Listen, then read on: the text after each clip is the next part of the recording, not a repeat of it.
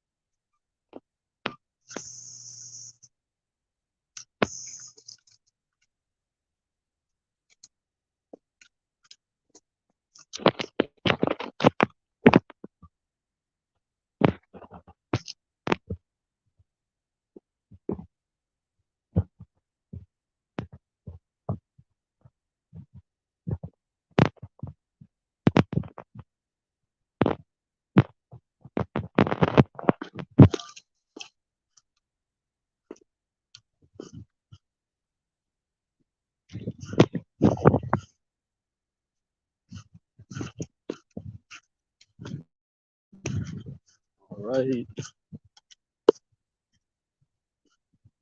find a find a spot where we can sit down and start. Such a beautiful day out today.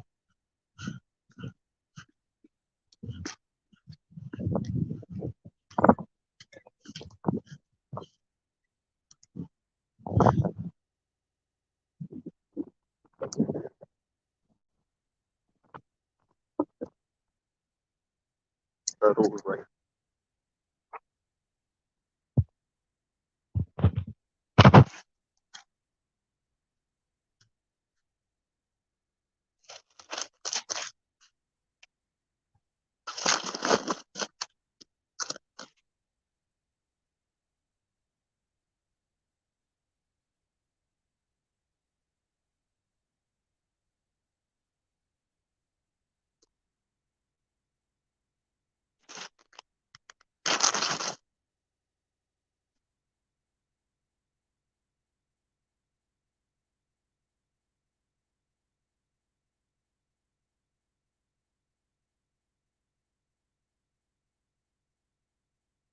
Hello, everyone.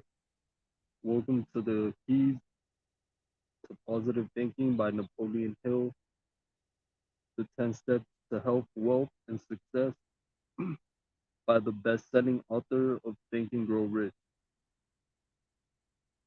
So let's get to it. Right.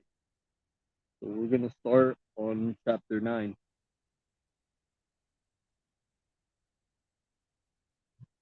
Use your power. Oh, step 8. Use your power of prayer. You may be uncertain about the existence of God or even convinced that He does not exist, but it will only take a little optimistic experimenting to make you a believer in the power of prayer. It doesn't matter what name you give to the higher power to which you pray, even if it is simply the universe, as long as you admit that the entire world is set up according to an orderly process. You see this process in the fact that the sun rises, that oaks grow from acorns, not from apple seeds, and that planets, suns, and stars move through the vast emptiness of space in a regular and predictable pattern. Once you acknowledge the order of the world, you will see that it can be understood and thus changed by acting within its rules, and prayer is the process by which you acknowledge your place within the order and begin to prepare yourself to change it. If you acknowledge God and His benevolence, so much the better, but even if you doubt it, and that doubt will not last long, you will still prepare yourself for achievement through prayer. When you pray, have faith and believe in that which you ask for. In every storm that either frowns or falls, what an asylum has a soul in prayer. Our Bishop User preached. We have assurance that we shall be heard in what we pray, because we pray to that God that heareth prayer and is the reward of all that come unto him. Believe that the Almighty wants to hear all that is on your mind, no matter how small or big a matter it may seem. Our prayer and God's mercy are like two buckets in a well. While the one ascends, the other descends. Prayer is a shield to the soul, a sacrifice to God, and a scourge for Satan. The creator, the creative power of prayer. Mel Ziegler was one of the founders of the Banana Republic chain of clothing, and then of the highly successful company called the Republic of Tea, which changed the way Americans think about and drink this ancient beverage.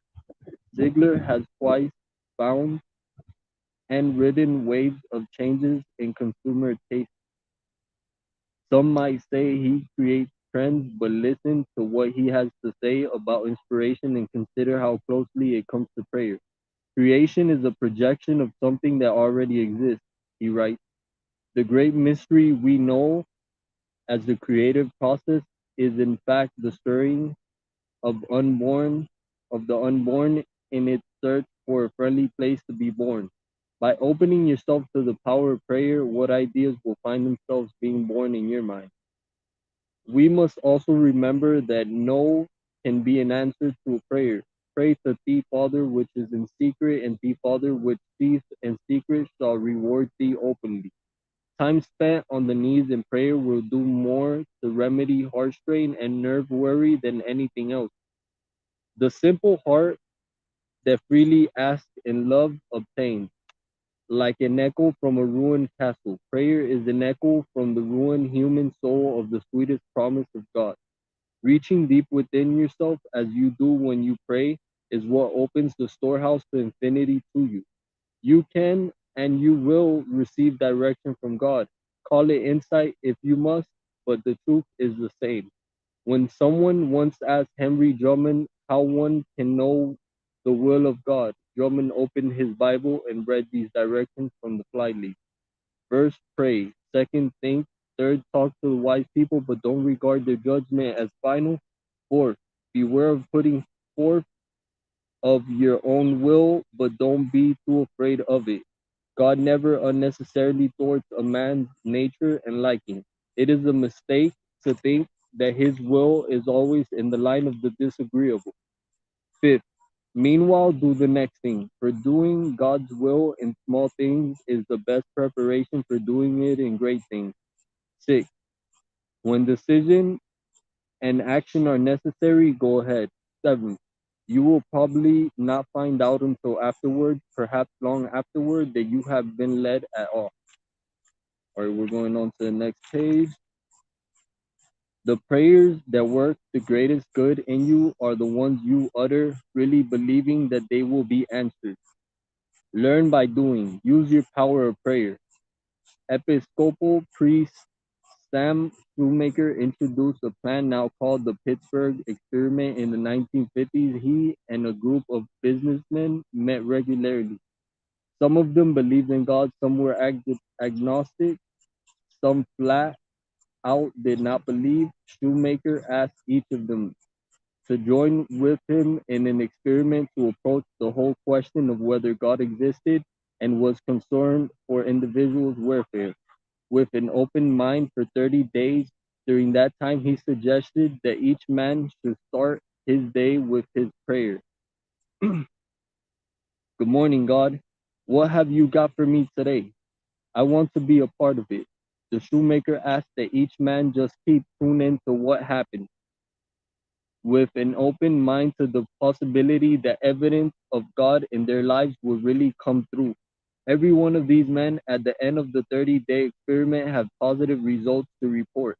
Every one of them felt certain that they had seen evidence of God involved in their lives. Try the Pittsburgh experiment. Prayer for yourself, believing that it will be answered. It will be. You might keep a 30-day journal of God's activity in your life.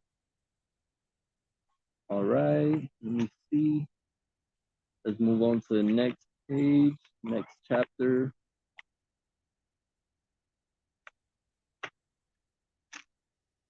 All right. So we're going to step 9, set goals.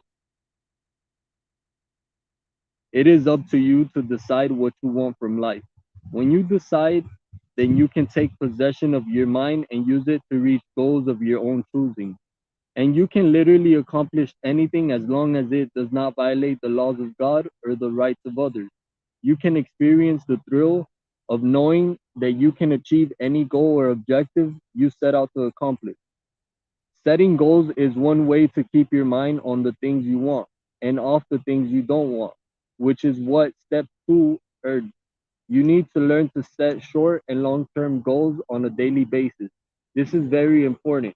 Write your goals on a sheet of paper, visualize yourself achieving those goals constantly, refer to them in an expectant, positive manner. The starting point for achieving goals is found in the six letter word desire. Determine, evaluate, set, identify, repeat each day. All right, make the choice. In their book, Think and Grow Rich, A Black Choice, Dennis Kimbrough and Napoleon Hill point out how important having a goal is to making something out of your life. Among the examples they cite, Gwendolyn Brooks cannot recall a time when she did not want to be a poet. At 15, she was publishing poems and winning praise that continued as she became the first Black person to win a Pulitzer Prize. Florence Griffith Joyner came in second place at the 1984 Olympics. She decided it wasn't good enough and set herself the goal of winning 3 gold medals at the next game. She did it and set world records each time. You may tell yourself you are going to be somebody, but until you define exactly what that means, you are only going to be the same somebody you already are. Desire. Desire is the method you can use to set and achieve any goal you choose.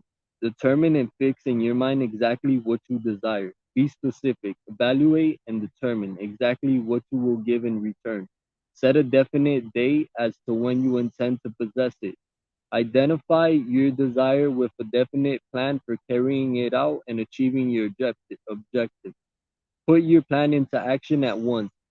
I recommend that you memorize the 3 words, do it now, and repeat those words 50 times in the morning, 50 times at night, sometime during the day with enthusiasm and with rapidity, for a week or 10 days until they're ingrained in the subconscious mind. Then, in time of need, you will immediately get into action. Success is achieved by those who try. Where there is nothing to lose by trying and a great deal to gain if successful, by all means try. Do it now. Repeat your step by step plan in writing. Write out clearly and concisely exactly what you want, exactly when you want to achieve it, and exactly what you intend to give in return. Be precise. Vagueness is the death knell of goal achievement. Each and every day, morning and evening, read your written statement aloud. As you read, visualize yourself in possession of your objective. See it, feel it, believe it. All right, we're going on to the next page.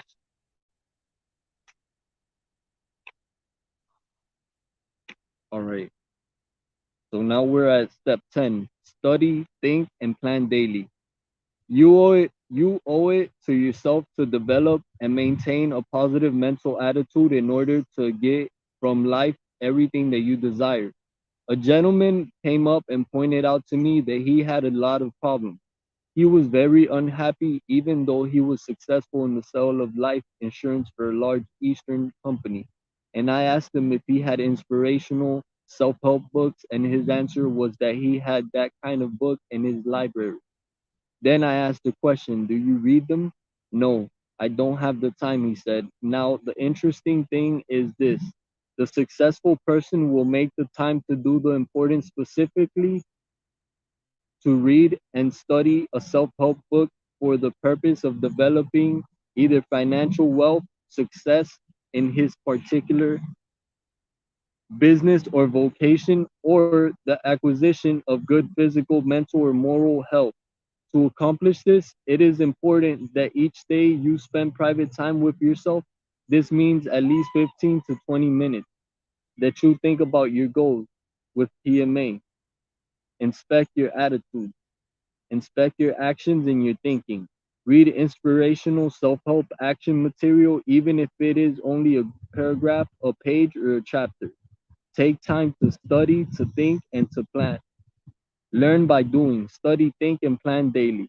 Get yourself ready for a future lifetime of PMA. Excitement.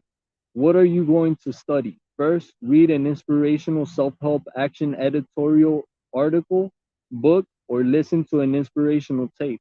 All you need to do is take 15 minutes, or if you want, just a short chapter, but try to understand what the author is trying to say. Use a dictionary if necessary. Determine what principles can be applied to you. Memorize self motivators that you believe will help you. Select an environment where you can concentrate without being disturbed. Have a notepad and pencil or pen handy. Also, prepare yourself for the future by having a permanent notebook in which you write down resolutions, self motivators, and ideas that should be reviewed with regularity. If no other ideas come to you, this book will provide a rich resource for your repeated reading pleasure. There are also some suggestions in the further reading section at the back. My first study resource will be W. Clemens once told me the difference between a novel and a self help book is this. In a novel, the author writes the conclusion. In a self help book, the reader writes the conclusion by the action he takes. Get ready to write your own success story. Find the time, make the time, find the best time of the day for you to set aside for your studying, thinking, and planning. My studying, thinking, planning will be so that's the part where you write down your plans, right?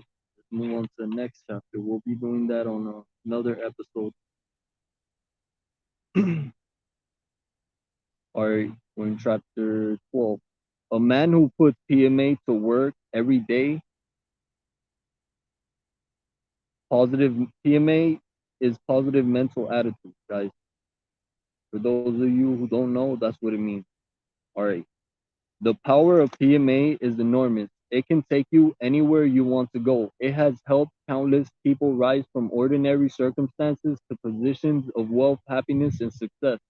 One of the most inspiring examples of what PMA can do is W. Clement Stone, a man who has made it in his business to use PMA in every possible way. His life offers a real demonstration of the impact a good constructive attitude can have. I worked with him for nearly 50 years, and I know of no one who has put PMA to better use than Stone. By any measure, Stone's life is a success. He has lived more than 95 years, 75 of them married to the same woman, all the while accumulating wealth, enjoying happiness, and earning the respect of his peers. The chairman emeritus of Aon Insurance Company, one of the largest insurance organizations in America, he is conservatively estimated to be a multimillionaire. He has given away hundreds of millions of dollars more to charities and needy individuals. The author of 3 books, Stone has also had the pleasure of sharing his ideas about PMA with thousands of people who have become rich by working with him. He is a relentless advocate of the power of positive mental action. His words and deeds, he shows everyone how PMA can work wonders. Let's take a look at each of the 10 steps in his book gives you for developing PMA. See how W. Clement Stone has put every one of them to work. By examining his life, you can find more ways to use the power of PMA in yours. Step 1. Take possession of your mind with conviction. Remember, the creed you were asked to adopt as part of this step, one of the most important parts of this is I believe I can direct and control my emotions, moods, feelings, intellect, tendencies, attitudes, passions, and habits with the intention of developing a positive mental attitude. Listen to what Stone has to say about the idea that you can control your mind. I have long been an advocate of selecting thoughts and sayings that can be immediately summoned into the conscious mind to counter the negative influences we all encounter in everyday life. Since I was a teenager, I deliberately trained myself to neutralize negative suggestions from others. If someone said to me, it can't be done or you can't do that, my subconscious mind would instantly flash a message to my conscious mind, the positive translation. He can't, but I can. I practiced it so often that it became an automatic, instantaneous response. Stone is not exaggerating. In fact, he's underplaying the real story. Born in turn of the century Chicago, he lost his father when he was just 3 years old. His mother worked hard to support two of them, but money was so short that when Stone was just 6, he began selling newspapers on a street corner. The other newsboys were all teenagers and their tactics were rough. They beat the young boy to drive him away, but Stone was not stopped. He began going into restaurants and stores to find his customers. I began to learn how to overcome fear through action. That ability to act in spite of fear is the essence of using positive mental attitude. Putting the positive powers of your mind ahead of the negative forces you encounter in life. It isn't it isn't always easy to meet negative experiences with positive thoughts and actions. That's why Stone has always made a use of the self motivators, those catchy thoughts that you can recall instantly to add fire to your positive mental attitude.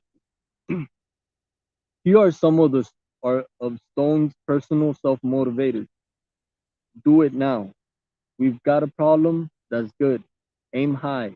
With every adversity, there's a seed of an equivalent or greater benefit for those who have a positive mental attitude. Success is achieved and maintained by those who try and keep trying with positive mental attitude. Notice that each of these self motivators is empathetic.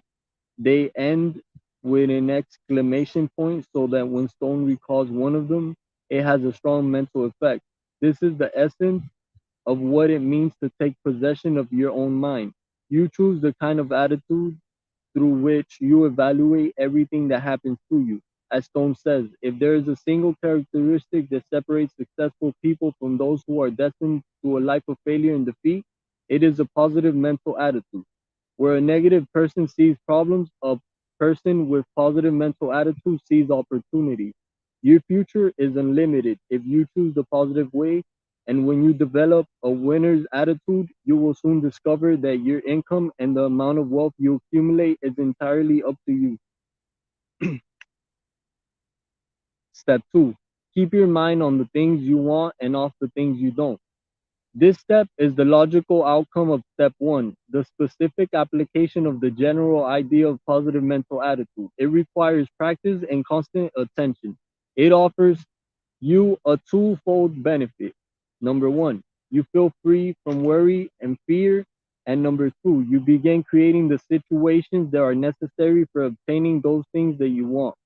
Since birth, we have been conditioned to be negative, Stone admits. We have repeatedly told, we are repeatedly told what not to do or why something can't be done. It takes a deliberate, conscious, continuous effort to keep the negative forces under control.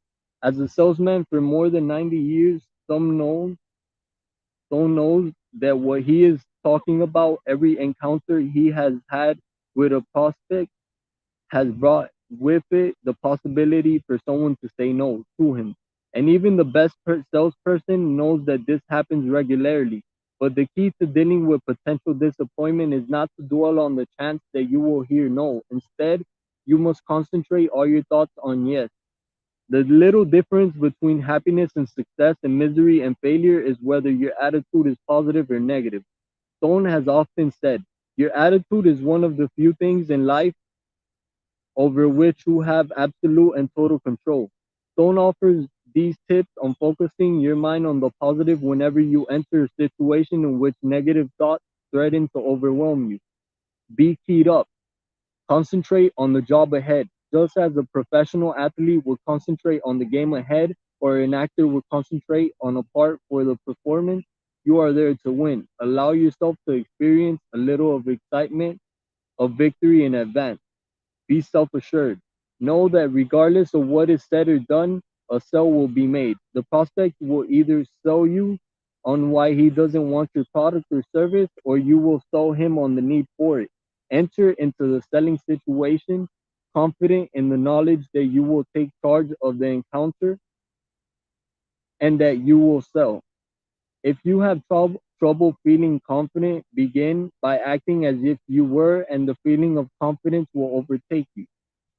Relieve tension. If you are nervous or frightened, or if you are experiencing difficulty in controlling your emotions, talk in an enthusiastic tone of voice to neutralize your emotions. Your emotions are not always subject to reason, but they are subject to action. One effective way to do this is to smile, and remember to smile with your eyes as well as your face. Laugh and use humor to relieve tension. This will also relieve tension on the part of the other people as they laugh or smile with you. Regardless of the feelings of others, you have the power to affect their reactions by what you say and how you say it, and by what you do and how you do it. Stone has always been a master of this last technique. A dapper dresser who cuts a distinctive appearance. He has a trademark turned up mustache that gives his mouth a permanent hint of a smile. He always begins a meeting, whether with a board of directors or a group of sales reps, by sharing good news, usually a list of at least 5 items. He takes the excitement of everything positive that has happened lately, uses it to fire up his own motivation, and then spreads the fire to everyone else in the room. He may be there to report on something that hasn't gone as planned, or to talk to a group of lackluster performers, but no matter his purpose, he starts out focusing everyone's mind on the good things that are going on. That way, he makes sure they keep on happening. One other thing Stone does that reveals his enormous power to focus his mind. In all the years I have had known him as friend and business associate, I have never heard him greet any setback with a word stronger than rats. For a man with a multi-million-dollar empire who has received his share of unwelcome news that comes with having many interests, this is an amazing example of mental control. The occasional cruise word slips past almost everyone's lips at some point and is hardly a sign of mental imbalance, but they are usually uttered in a burst of anger and frustration, and reveal how powerful negative attitudes can be when they surprise us. Stone's remarkable record is a testament to the degree which his mental reactions are conditioned to stay positive in any situation. Every time you meet a setback by staying in control of your mental attitude, it's like pushing out an extra repetition on the bench press. You are training your mind to be more fit and to do more than it has ever done before. As Stone says, PMA is a process that must be practiced during every walking moment until it becomes a habit to greet self doubt with confidence. Just as your muscles become strong and resilient through exercise and constant use, so does your mind. Step 3. Live the golden rule. Do unto others as you would have them do unto you. You've probably heard this so often since childhood that your mind goes a little numb when you encounter it again. If you let this happen, you're cheating yourself of the knowledge and benefit that comes from one of the most fundamental ideas behind positive mental attitude. Throughout his long career, Stone has dealt with thousands and thousands of people and others who have worked for him.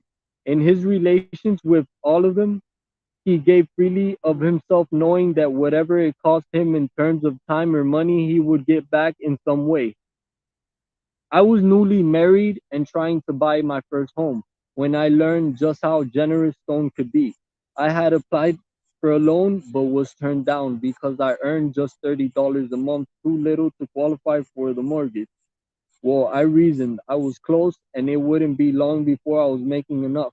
When that happened, I figured my wife and I would find another house we liked just as much.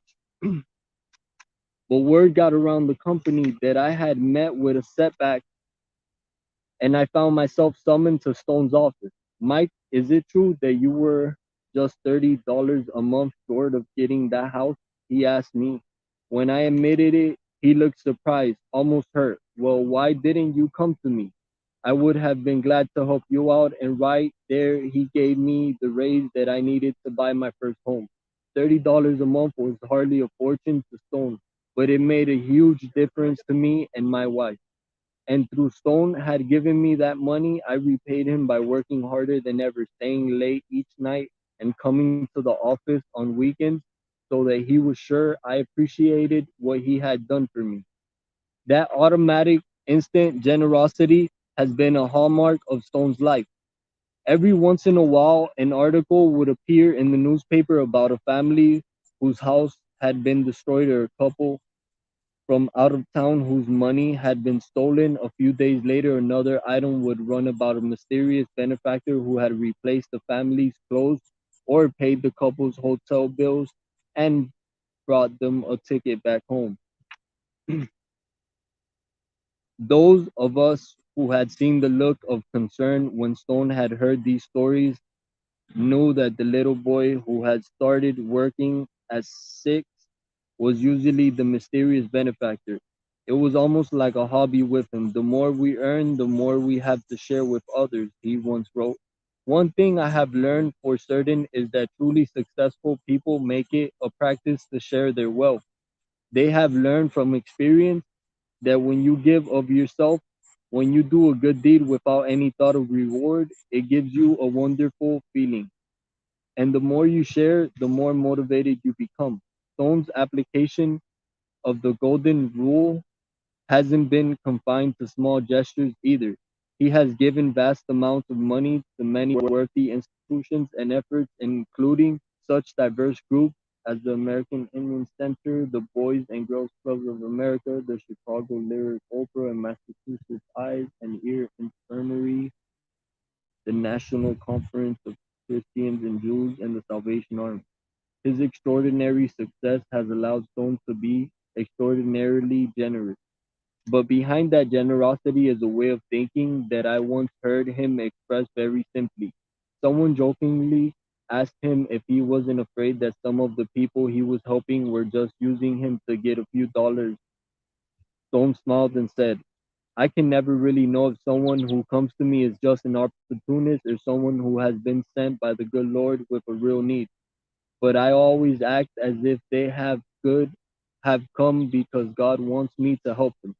I believe that I can never refuse to return the favors he has done for me. Perhaps you are not yet in the position to be as generous with your money as you would like, but you can give of your time, goodwill, and enthusiasm to those who ask, and even those who have not asked. If you deal honorably and fairly with everyone you encounter, you will confidently be able to expect that they will do the same in dealing with you. Step 4. Eliminate all negative thoughts by self inspection. Everyone experiences negative thoughts. It's a human nature to know fear and doubt, but it is in the nature of successful people to recognize those thoughts and counteract them. Stone's introduction to the insurance business that would bring him success was not easy. His mother had just purchased a small agency in Detroit and gave her son just one day to read over the policy they sold before pointing Stone at the huge office building across the street and telling him to start selling. That first day, Stone sold just 2 policies out of countless attempts. The second day, he sold 4, and the next day, 6.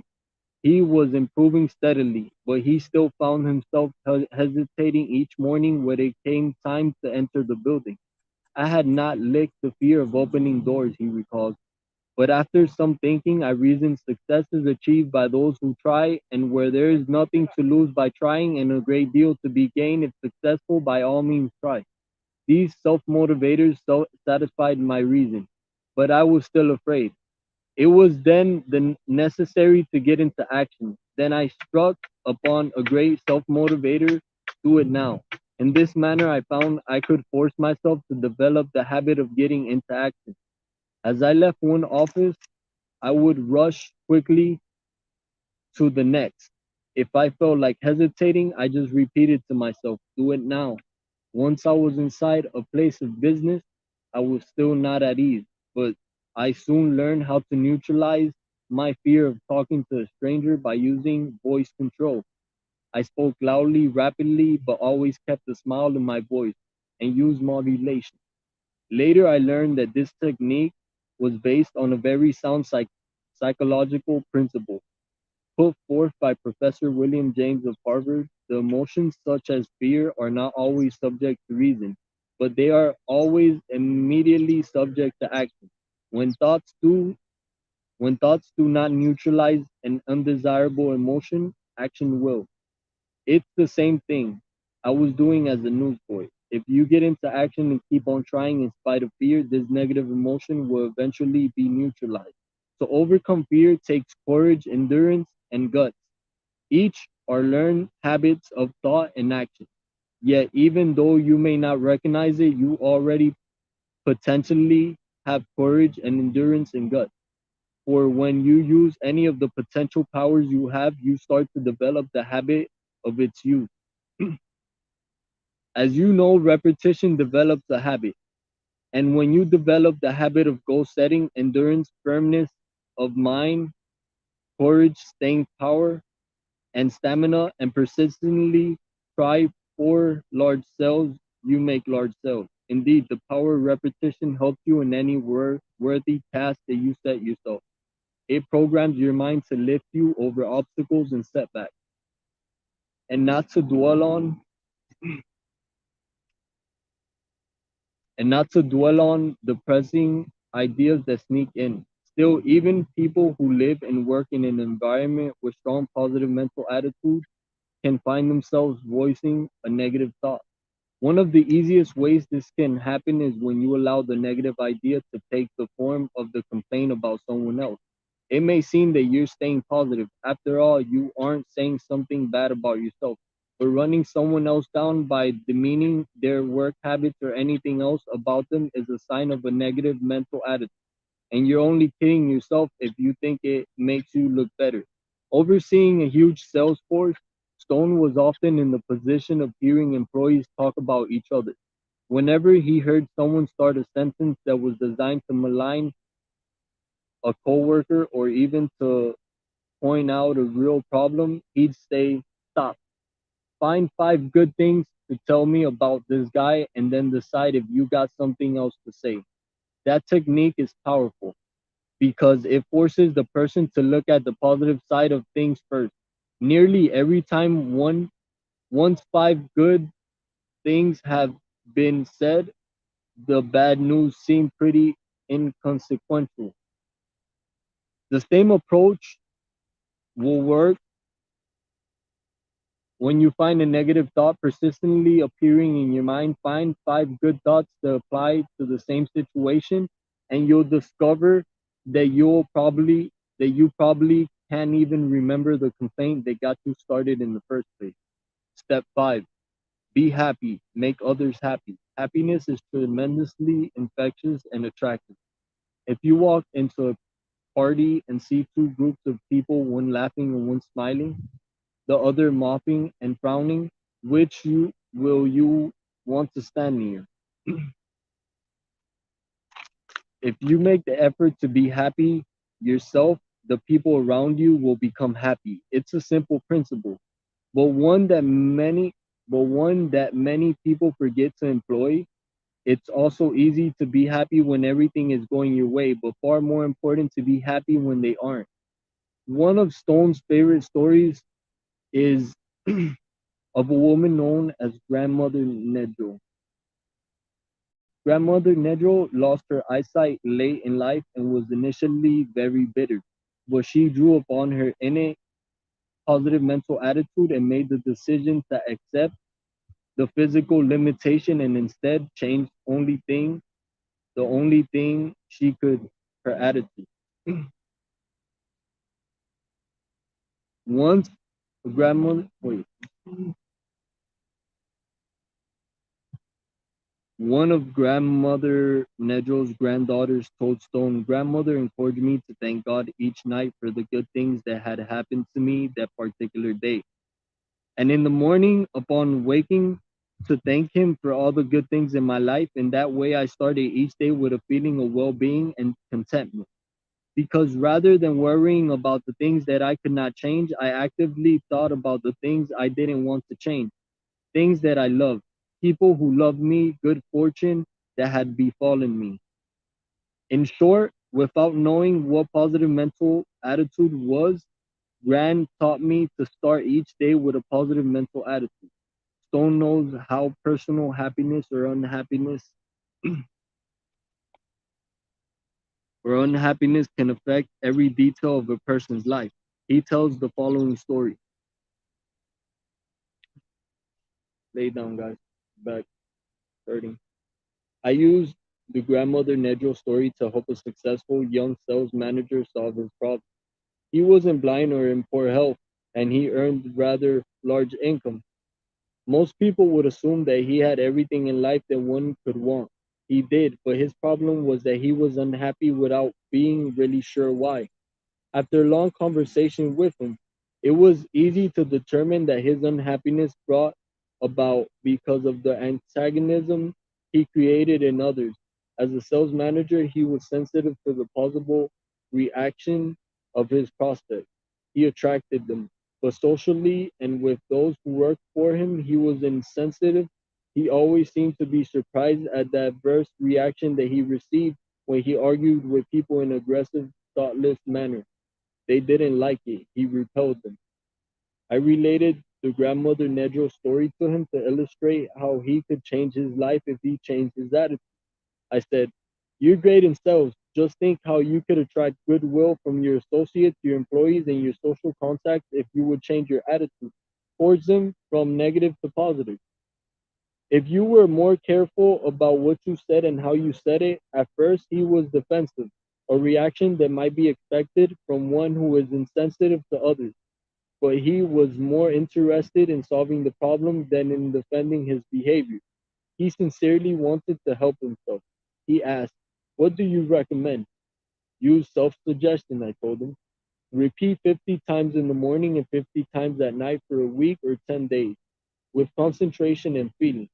Do unto others as you would have others do unto you. Don't say or do unto others that which you would not want them say or do unto you. You're smart enough to sell yourself by saying the right thing at the right time, by being more considerate of the feelings of others within a short time, amazing things began to happen. His associates, his employees, and his friends noticed a change. But most of all, he was able to change his life from negative to positive because he changed his attitude. Of course, Stone's advice might not have had such a powerful effect if he wasn't such an outgoing and happy person himself. But that only illustrates one of the great benefits of being happy. You gain the power to influence others for the better. Step 6. From a habit of tolerance. A positive mental attitude gives you the flexibility to get along and work with people whose views are different.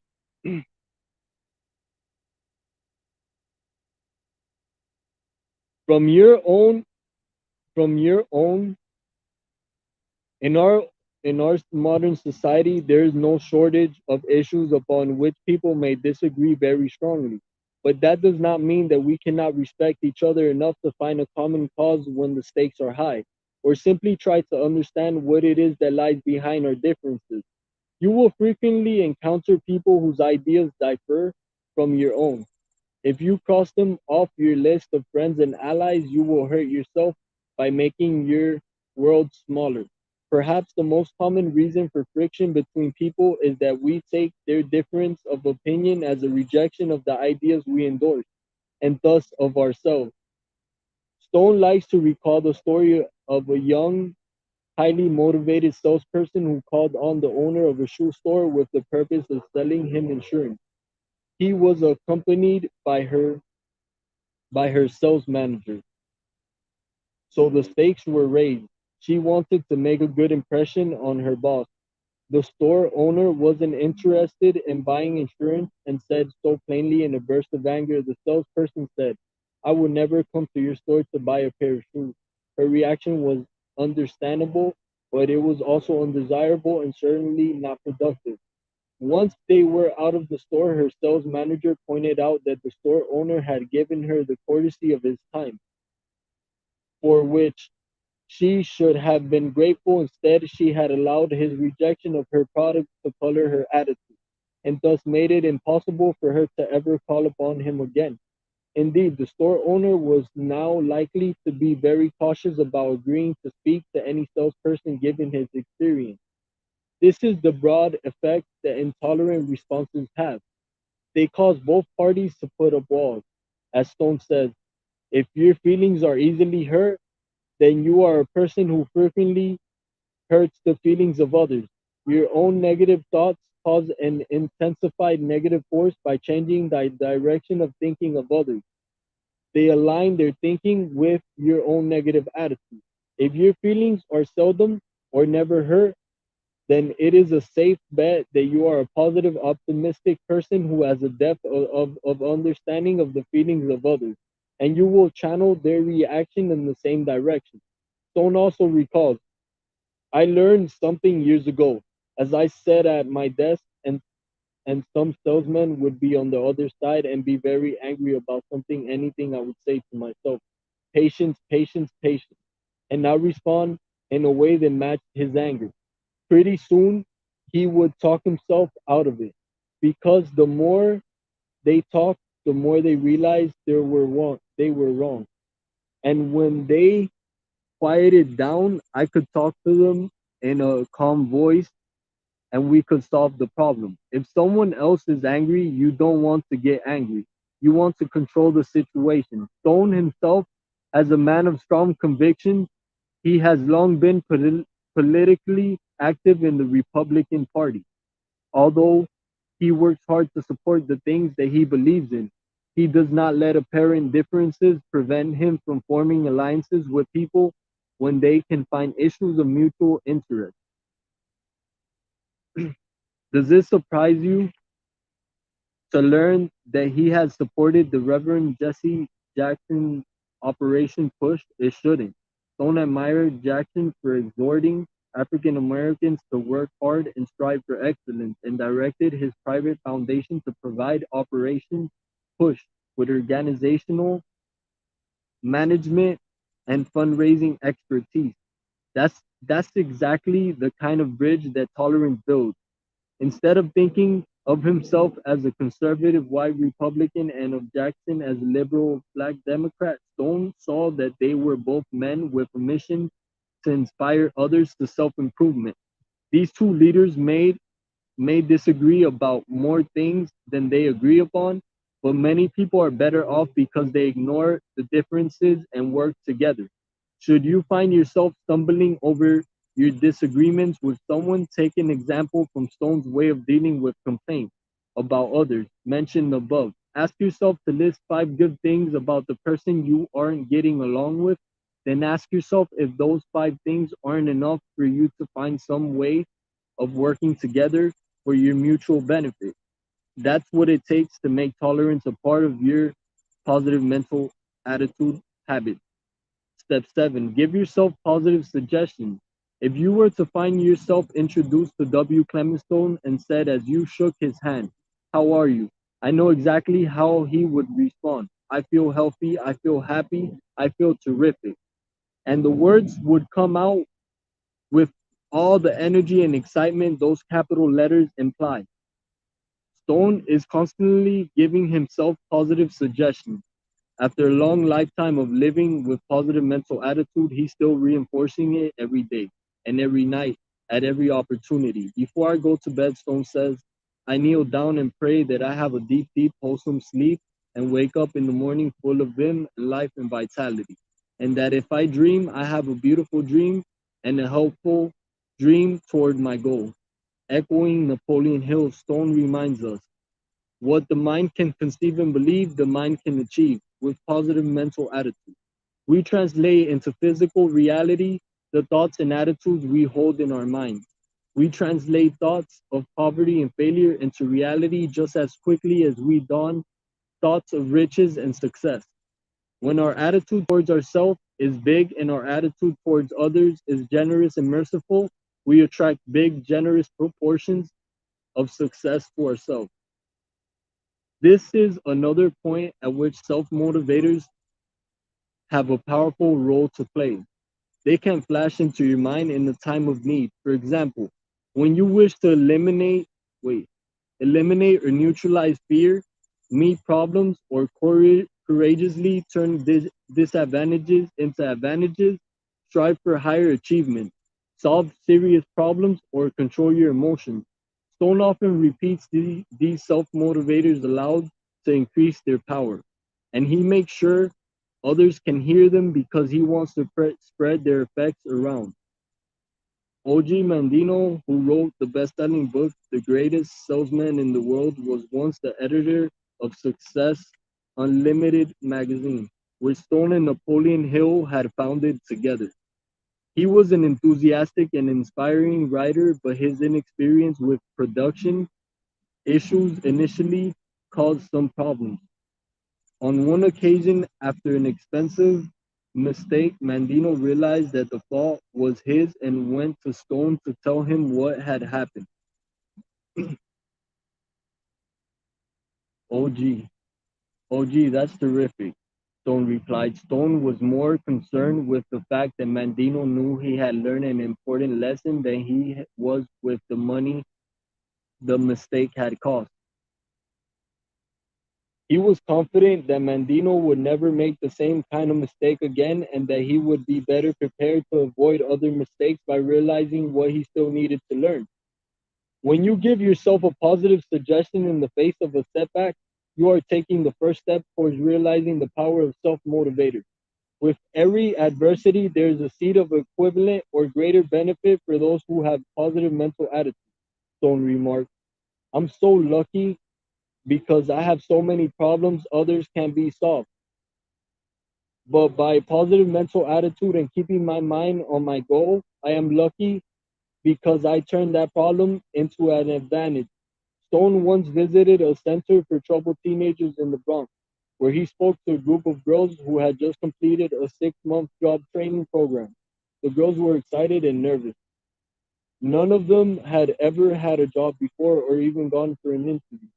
Stone told them his own story of starting out selling newspapers and how positive mental attitude had helped him become successful. He said that if the girls would learn positive mental attitude and use it, they would be able to get the job they wanted. Even even if you don't get the first job you go for, positive mental attitude will enable you to turn that disappointment into a positive experience, he said. How can not getting a job be a positive experience? One of the girls wanted to know. It can be a very positive experience because you will have been through a job interview, Stone replied. The next time you will know what to expect. You will be less nervous. If you do mistake, if you do make mistakes, you can learn from them, and the next time or the time after that, you will do your best and your best will be good enough. You will know that if one employer doesn't hire you, another one will. By the time Stone left the room, he had the girls enthusiastically shouting, I can do it now. And I'm healthy, I'm happy, I'm terrific. And soon, though not always on the first interview, every one of them had jobs. There's nothing fake or corny about giving yourself positive suggestions. And if you don't do it, who will? Step 8. Use your power of prayer.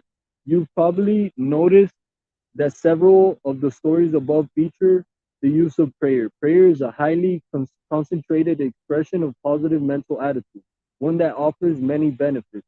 Stone has often praised a quotation by Sir James Mackintosh that describes an important attitude to bring. All right, let me move on to the next page. The important attitude to bring to your prayers. It is right to be contented with what we have, never with what we are.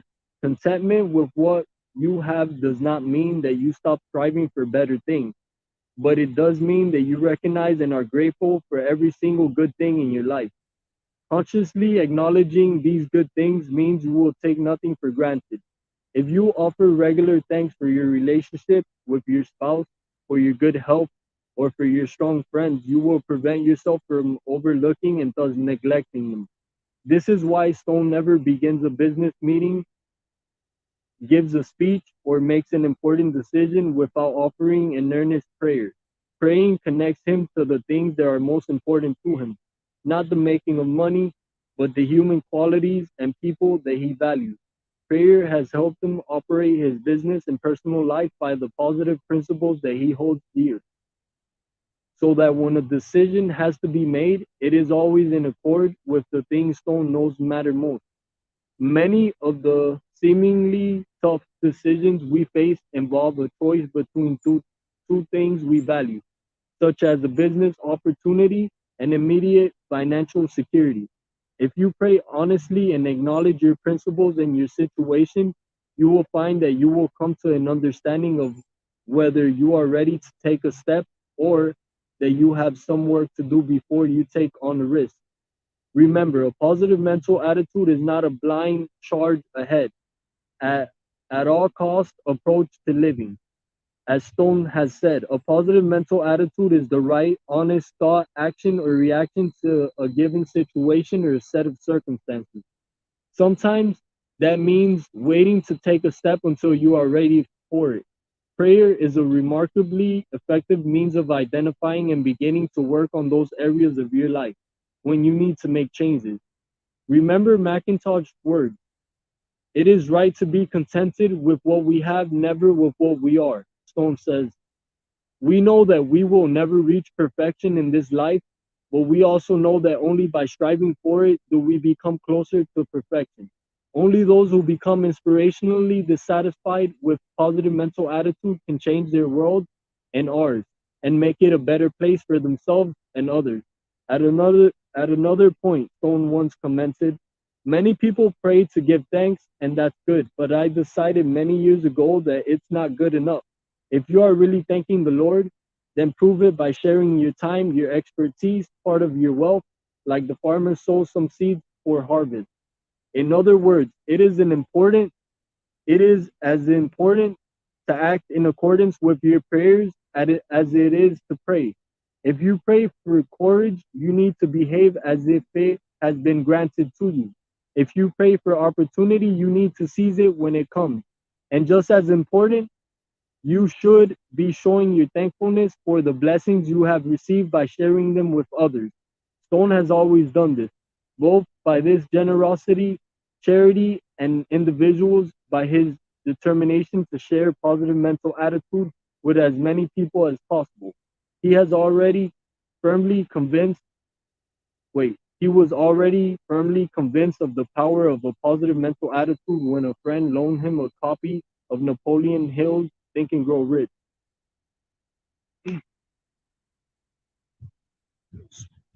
Stone was so impressed with Hill's presentation of the ideas in the book that he immediately ordered a copy for each of the sales reps. Bingo, Stone remembers. I hit I hit the jackpot.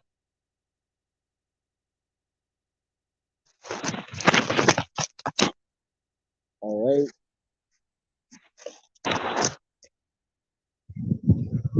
All right, guys. That's all for today. Thank you for tuning in. See you guys on the next one.